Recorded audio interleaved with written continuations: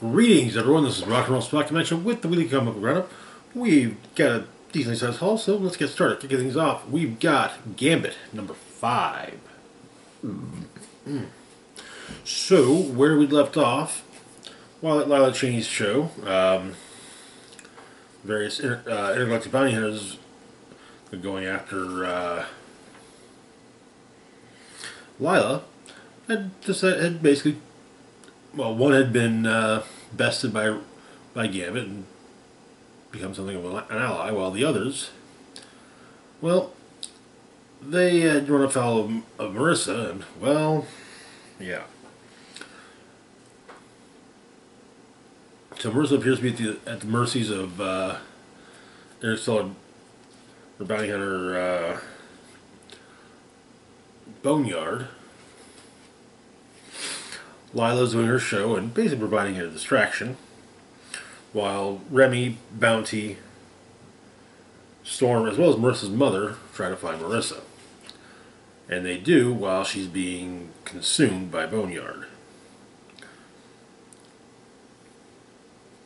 But Remy manages to fight her off. Storm, as well as Marissa's mother, play a part of this as well.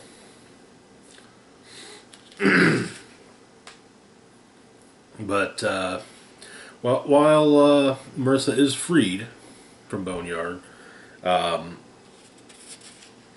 sadly she's not in the best of states, and she has to be taken elsewhere to heal.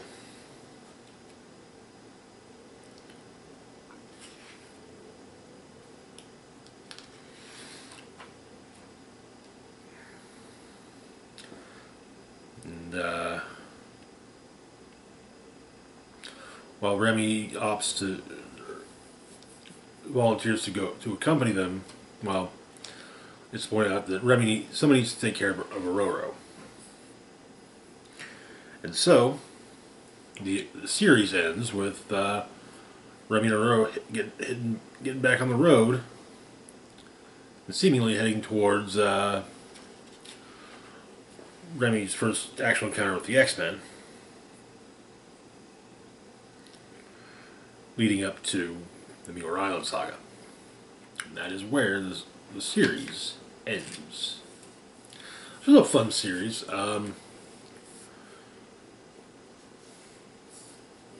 It was especially nice seeing this. I honestly figured that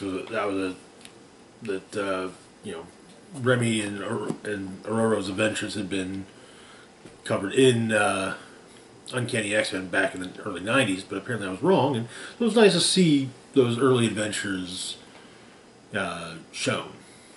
Anyway, moving on to our next book, we've got Immortal X-Men number 8. Focusing on Destiny and Mystique. I think the issue.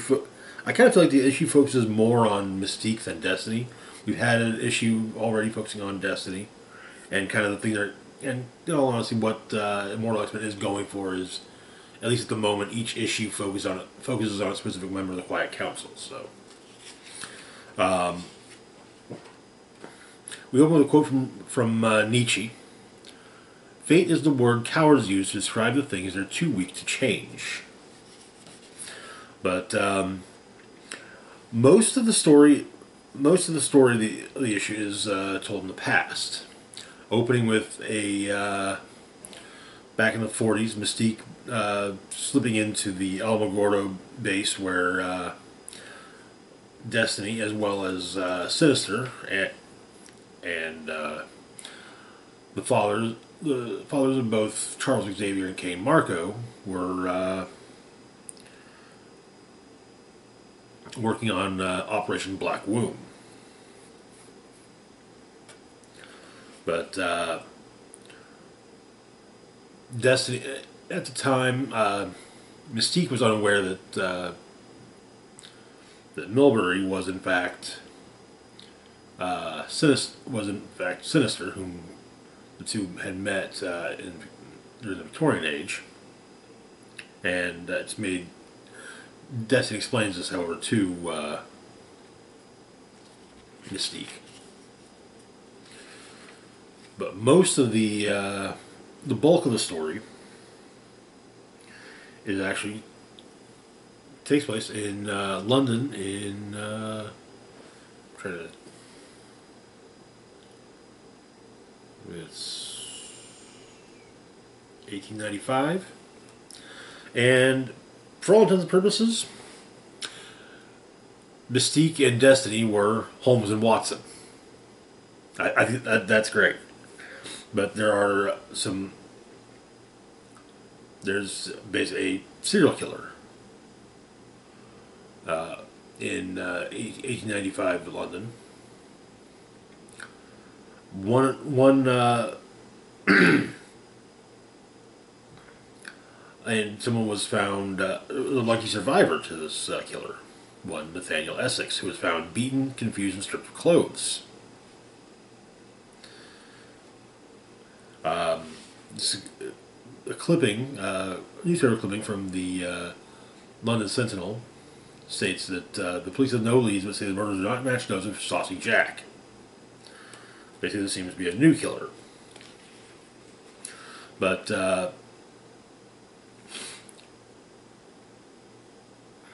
Holmes, I guess Holmes could be short for Darkholme.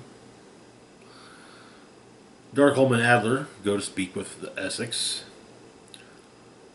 who appears to be rather sickly.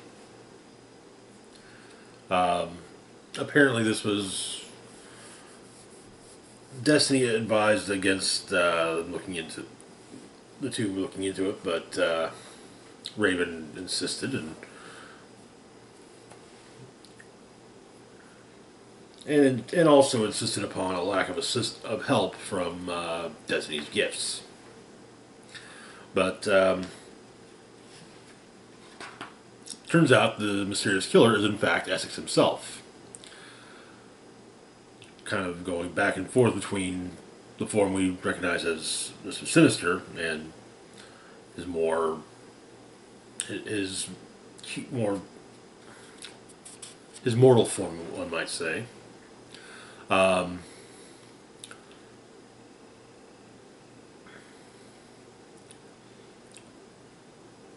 Raven and Irene find him at home, reveal their true nature to him, they're mutants. Though apparently this is something he's been studying, and he states that they're XMen as well. But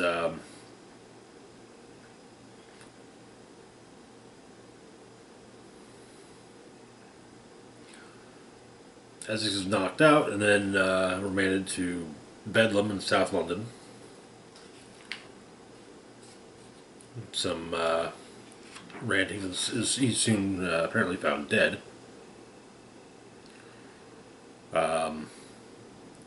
Further investigation of Essex's home, however, just reveals a hidden chamber. Essex explains that it was the gifts of the Egyptian that brought upon his current state, meaning apocalypse.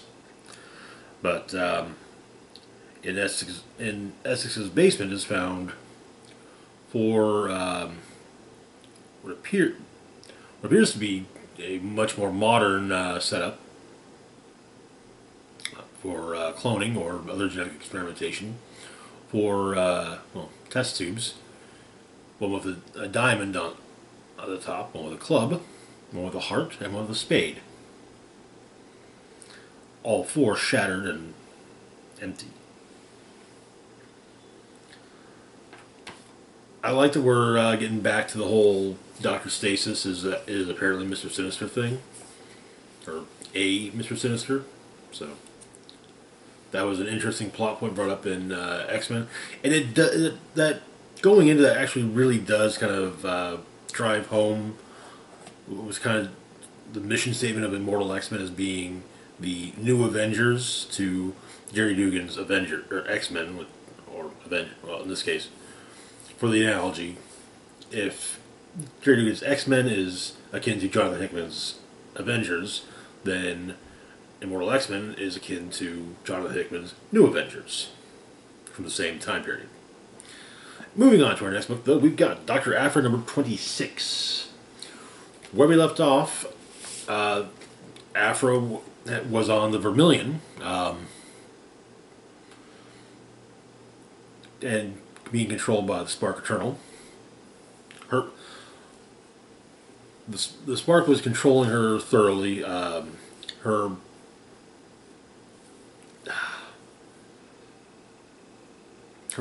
self was buried within the Spark's, was imprisoned within the Spark's memories. So her mind was basically imprisoned within the Spark's memories, as it were. But Sonostaros had recruited a group of mostly Aphra's ex-lovers to go rescue her, and a few other former associates. But Aphra's fighting them off, even though Sana uses one of the Ascendant weapons. Well, the Spark Eternal being an Ascendant artifact as well makes it a little counterproductive to use Ascendant weaponry. But, in fact, Ko's gloves are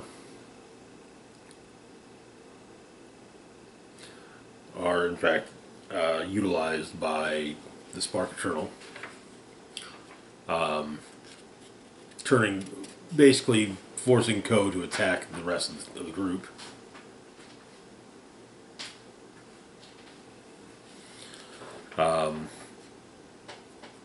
Aphra, meanwhile, is dealing with trying to figure out how to get out of the Spark's memories. Miril, who is the leader of the Ascendant, kind of doesn't want her to leave because she, even offers to let Aphra just stay, in the recreation of the Ascendant barracks at Barlath.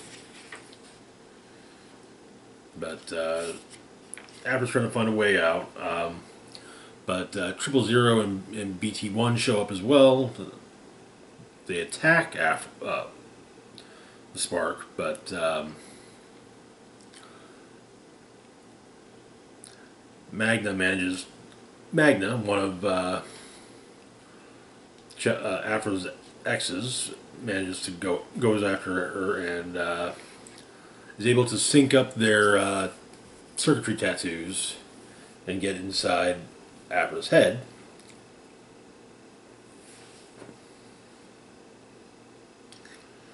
And Aphra is able to pass along information to Magna that way. But the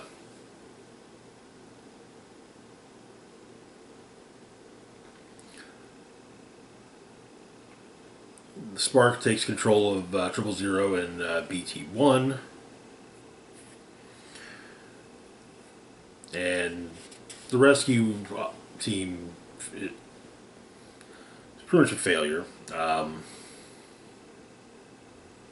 But in the Vermilion's hangar bay, the Spark does something to Sana's ship before she herself leaves. Also, Ko has opted to stay behind another Vermilion, which we'll get to in one of our later books this week. As the Spark leaves, she detonates the explosives planted aboard Sana's ship, seemingly destroying them. And she's got 000 and BT1 now with her.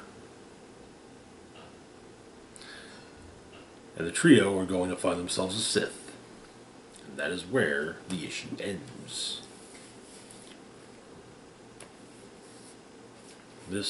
Things are definitely getting interesting in Dr. Aphra.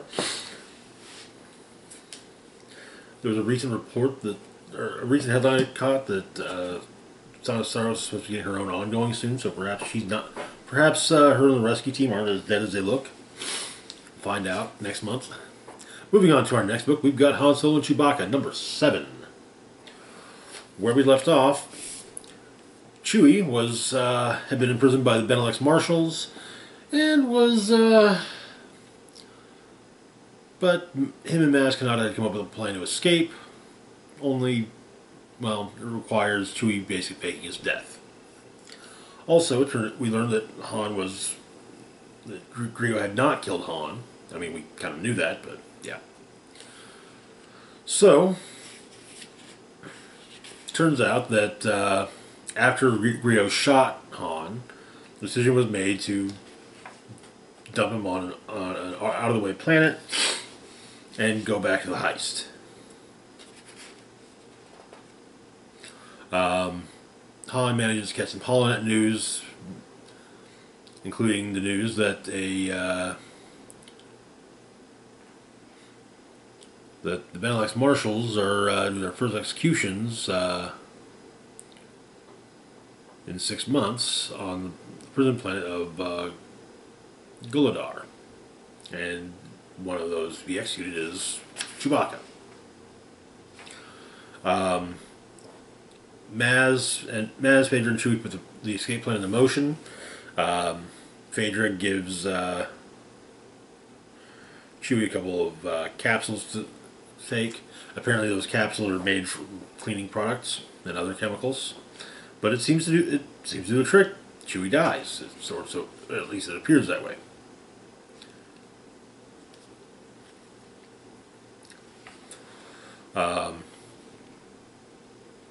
Han manages to get off the planet that he's on, and the other two to be executed, Ponda Baba and Dr. Evazan, are released, while Phaedra works on the rest of the escape plan, on her end of the escape plan. Ponda and Evazan suggest teaming up with Maz to get out, but Maz is like, no, I think we're fine. Chewie comes to, and the ship they were going to escape on flies away. And guards show up. However, that was part of the plan, and at least guards showing up. Maz is hiding within Phaedra's cleaning cart, and takes out the guards when Han arrives, and the ship he's taken heads to Tatooine. Asks Greedo where the Falcon is, and that is where the issue ends. This is definitely getting fun. I think I mentioned that I initially thought this was a miniseries, but I don't mind that it's not. I'm digging it so far. So, moving on, however, to our next book, we've got Star Wars: Hidden Empire, number 1. Kicking off the end of the Crimson Dawn storyline.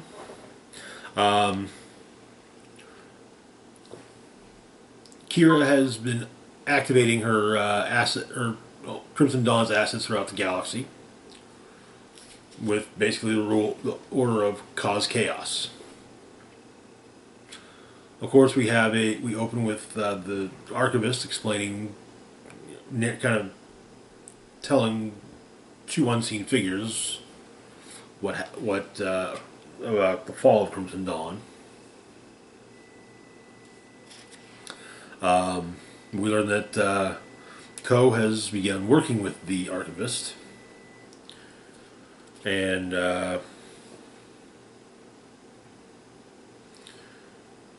she knows after all, she knows a thing or two about Ascendant technology.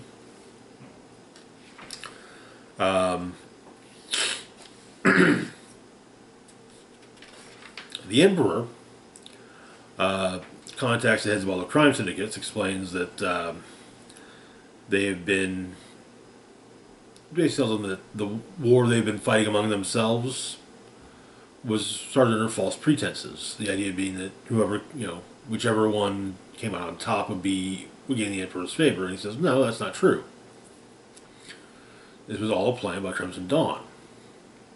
whoever destroys Crimson Dawn, however, will be in my favor. But the plan is beginning to gain notice from the Empire, as witnessed in recent issues of Darth Vader. But known Crimson Dawn associates are being wiped out either by Vader himself or the Inferno Squad.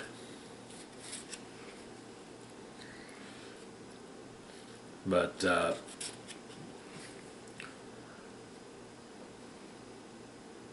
Kira contacts the Emperor, explains her plan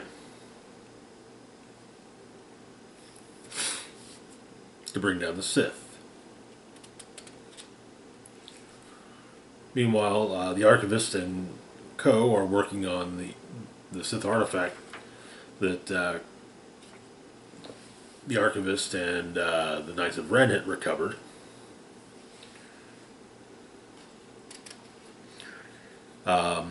But an interdictor has shown up in orbit on a planet that the Vermilion has landed on, and she goes into attack. And the artifact is activated, which causes a massive tremor of the Force, which a massive disturbance of the Force. And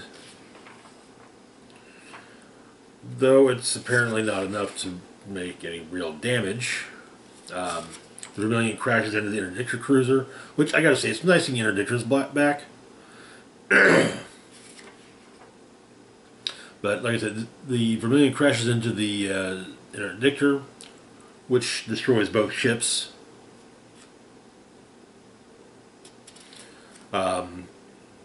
The order is given to target all escape pods, make sure there's no escape. And then the Emperor contacts Vader, explaining that Lady Kira claims to have the Fermata cage. And the Emperor orders Vader to find the Fermata cage, bring it to the Emperor, and destroy anyone with any knowledge of his existence. Nothing must stand in Vader's way. The Knights of Ren also turn on the Archivist and Co. But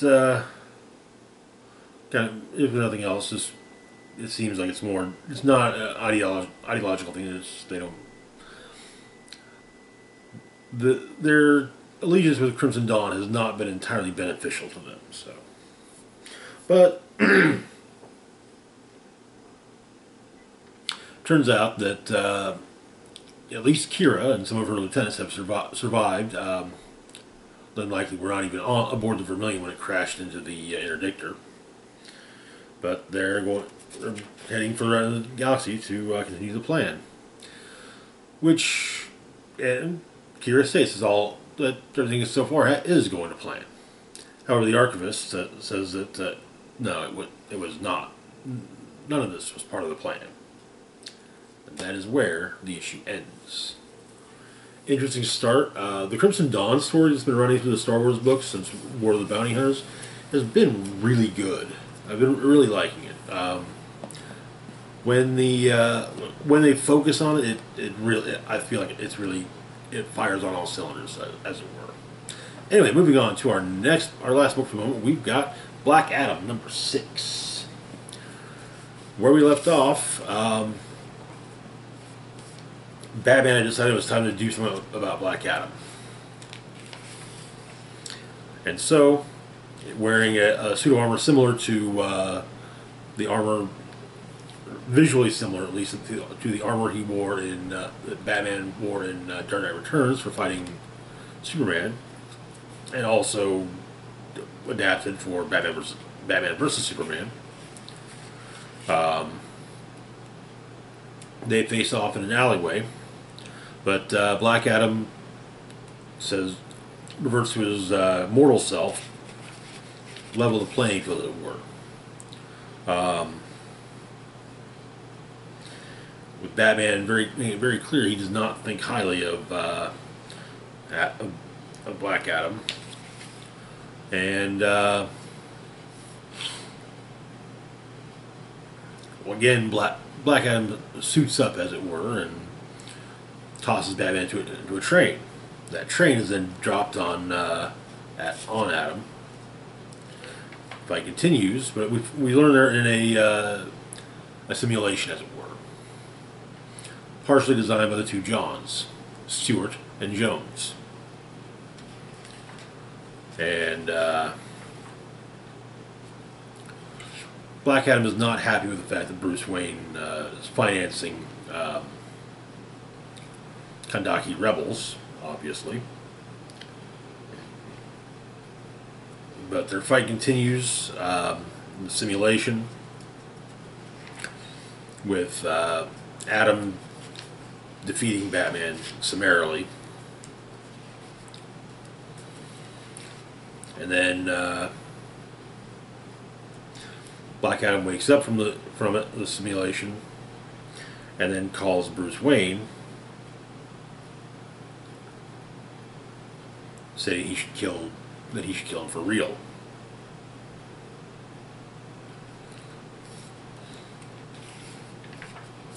Turns out this was not set up by Batman, but rather by Martian Manhunter, who has decided that Black Adam is unfit for Justice League membership. That is where the issue ends. Interesting. Like I said, it's nice seeing Jean. I feel like of all the members of the Justice League, he's probably the one that